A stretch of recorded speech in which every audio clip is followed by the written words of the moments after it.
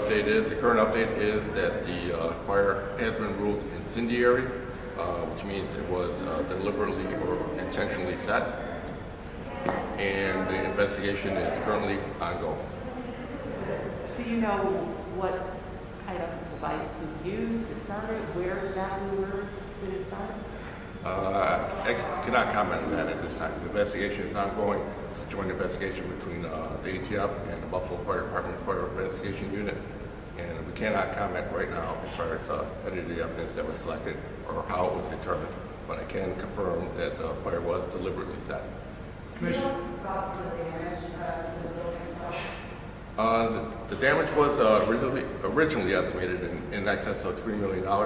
Travelers Insurance is the carrier for the hotel, and the insurance adjusters are involved right now, and we'll have a more concise estimate probably within a week or so. You and your investigators, you've been doing this for a long time. When you first got in there after the flight, did you know, did you tell that this was supposed to happen at Arson?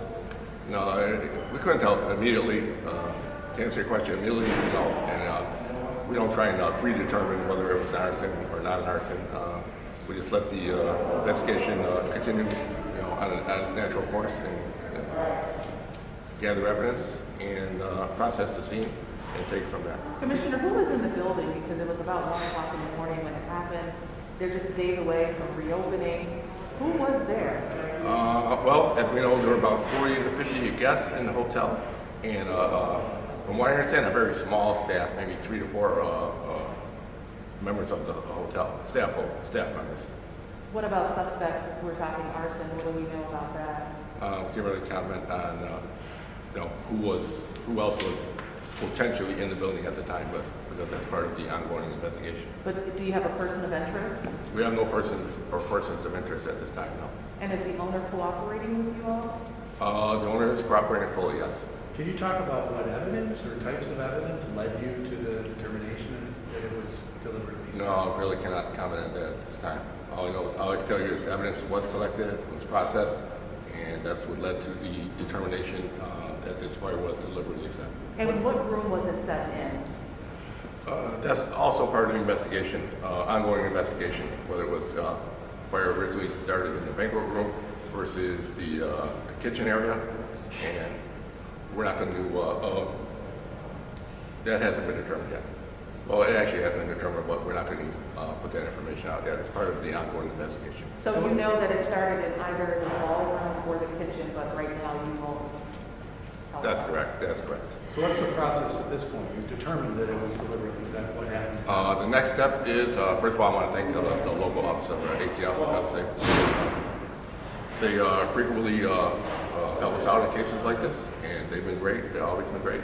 And the next step is, once again, working jointly with the Buffalo Fire Department Fire Investigation Unit in conducting joint witness interviews.